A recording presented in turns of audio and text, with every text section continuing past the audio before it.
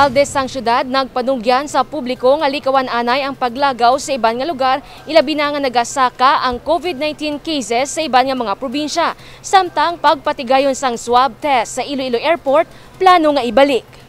Kapin 50 ka swab specimen ang ginpadala sang probinsya sang Antique agot i-test sa Uswag Molecular Laboratory sang syudad. Ini ang bulig sang Iloilo City Government samtang nagasaka ang COVID-19 cases sa nasambit nga probinsya. Padayon ang pagmonitor ni Mayor Jerry Treñas sa mga COVID patients nga ginadala sa mga ospital sa syudad.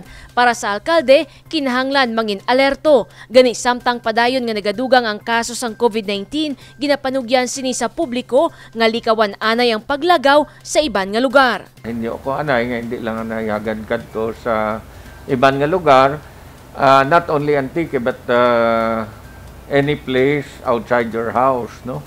Ang akon nga suggestion sa tanan nga hindi lang anay hagad lagaw, dira lang kanay sa balay nimo kahit sa subong do hindi kita kasiguro sang kaso.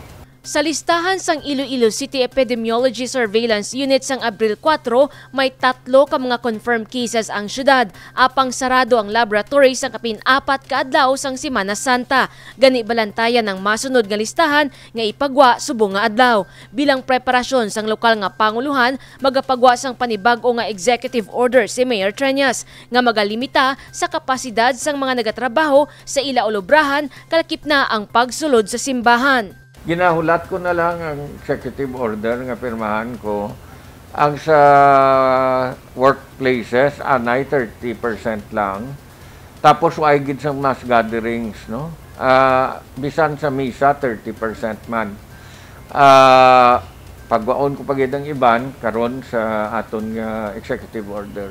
Samtang ginkalipay naman sang alkalde nga ginaprubahan ang ginahinyo sini nga moratorium para sa mga nagapalauli sa Region 6 halin sa mga lugar nga may madamo sang COVID-19 cases pareho sang National Capital Region Plus, Cebu City kag Davao City. Happy na kita sa IATF kay ginaprubahan nga moratorium ay anay sa pakadto diri inbound. Outbound may ara ang mga eroplano nga gadala cargo diri bala pag balik nila tigakuha sila pasahero.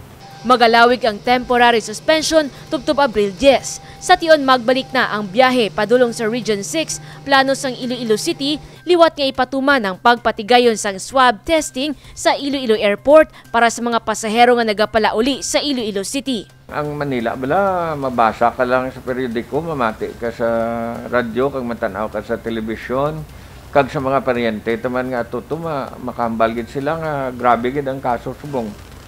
And may mga mabasahan gani ko sa periodiko nga ginadala nila pasyente nila hasta na sa Batangas. So really it's getting difficult. And ang nabasahan ko, hindi lang kwarto mabudlay mangita didto hasta nabulong para sa COVID kag sa pneumonia, no? So we do not want that to happen here. Ginadihon na ang protocol angot diri agod isumite sa Interagency Task Force. Pagkatapos sini, pagahulato naman sang Iloilo City Government ang mangin desisyon sang IATF. Jennifer Garcia Hernandez para sa Level Up Patrol. Mayor Jerry Treñas nagapila sa publiko nga magparehistro para sa bakuna batok COVID-19. May kapin 832 pa lang ka mga frontliners sa Iloilo City ang nabakunahan batok sa COVID-19. Naginyo na si Mayor Jerry Treñas ang dugang nga bakuna. Gani subong pa lang, may listahan ng lokal nga panguluhan sa mga senior citizen kag may comorbidity nga luyag magpabakuna. Ginaupod man sa Sinapol ang mga Association of Barangay Captain President agod buligan ipaatag sa publiko ang importansya sa pagparehistro para sa vaccination. Inabangod sa subong, manubo ang numero sa mga luyag magpabakuna. May kapin 59,000 lang ang yara sa listahan, 30,000 sa mga ini ang senior citizen kag kapin 20,000 ang below 59 years old. Targetaning ang mabakunahan ang masobra 320,000 ka mga pumuluyo sang syudad. Sa mga Ilonggo, palihog lang ang syudad ninyo nagpreparar na sang bakuna. Aside sa preparasyon sang syudad, may ara kitang bakuna halin sa national government. Para sa senior citizens, may AstraZeneca. Para sa mga 59 and below may ara Sinovac. And we need your names in the registration because we cannot give vaccines to those who have not yet been registered. Palihog lang, kapangabayagid ko, kapanawagan ko liwat sa aton nga mga pumluyo, magparehistro na kamo. Wala sang deadline nga gintalana para sa pagparehistro. Apang subong pa lang, ginahinyo na sang alkalde nga suportahan ang vaccination program agod makabalik na sa normal ang pangabuhi sang tanan nga sektor. Tubtob nga hindi malabot ang herd immunity, magapabilin sa gihapon ng pamahog sang COVID-19. Malabot lang ang herd immunity kung may masobra 70% sang populasyon ang mabakunahan. So kapangayo gid ko tani sa tanan naton nga pumuluyo, palihog lang. Kadto kamo sa inyong barangay para nga makapa-rehistro kamo para sa bakuna. Sa magaparehistro, magpadulong lang sa inyo tagsa ka mga barangay hall. Divine Singh para sa Level Up Patrol. Grupo sa mga artist magapatigayon sang exhibit for a cause. Ang malikom nga kwarta ang igabulig sa vaccine rollout sang Iloilo City Government. Pagpalangga sa art ang nagtulod sa 19 anyos nga si Gia de los Reyes nga magsulod sa grupo sa mga artist, ang Baysulangpo Society. Para kay Gia, dako ang mabulig sang grupo sa iya ilabi na nga nagakuha ini sang kurso nga architecture sa isa ka universidad sa syudad. Isa sa obra maestra ni Gia ang gindrawing nga mga scene nga puno sang mga tuktok.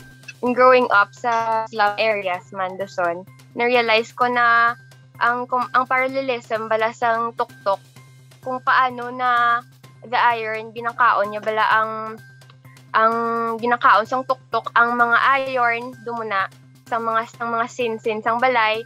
Nakita ko na kung mga in the same manner man kung paano ang lack of privilege ng isa ka tao maka-deprive sa iya sa liberty, sa comforts of life, sa convenience, amo na. So gusto ko na i-parallel to siya ang tuktok nga makita sa most usually sa mga squatters area nga mga balay. Kaangay ni Gia, ang 22 anyos nga si Dea ang nag-ubraman sang painting sang duha ka astronaut nga nagalarawan sang iya mga eksperyensya sa kabuhi. Gina-base ko siya sa mga moments sa life ko. Kahit may mga moments na 'di ba sa life na nga wala ta nako ang picture or video. So through painting, ginaobra ko siya into metaphors. Para hindi man sa nga photograph lang nga painting. Ano man may a little something nga lain. Samtang, isa naman kalaragway sang babae nga puno sang bulak ang ulo, ang ginobra sang 24 anyos nga si Vivian. Ginobra ko na siya during quarantine, tapos continue ko lang for this exhibit. Inspiration ko behind it was about overthinking during these times. So, ang painting na open man sa viewer, but amo na siya ang personal ko nga amo na personal na feeling ko while painting that piece. Suno kay Architect Junjun Duarte, katapo man sang Baysulangpo Society, ang mga paintings ang makitaan sa isa ka exhibit for a cause. Ang matipon nga kwarta ang igabulig sa vaccine rollout sang Iloilo City Government. Cause namon is to serve sa society, sa amon mga society in general.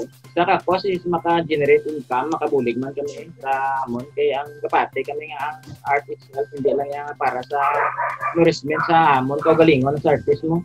Manures man sa society. Ginpasalamatan naman ni Mayor Jerry Tranyas ang inisyatibo sang grupo nga magpatigayon sa exhibit for a cause para sa vaccination batok COVID-19. Well, nagapasalamat gid ko, no? Ang tanan nga support nga mahatag sa vaccine rollout, kadako gid sina sang aton pasalamatan, and sa mga artists sa ila grupo. Thank you gid. All support that can be given will be really accepted by the city in gratitude, no? Kag dako ni mabuligan. Mensahe sang grupo ilabi na sa mga pamatanon nga luyag mangin maayo sa pagdrawing kag pagpinta. Hindi paglimitahan ng kaugalingon kag saligan ng talento nga ginhatag sang Ginoo. Divine Singh para sa Level Up Patrol.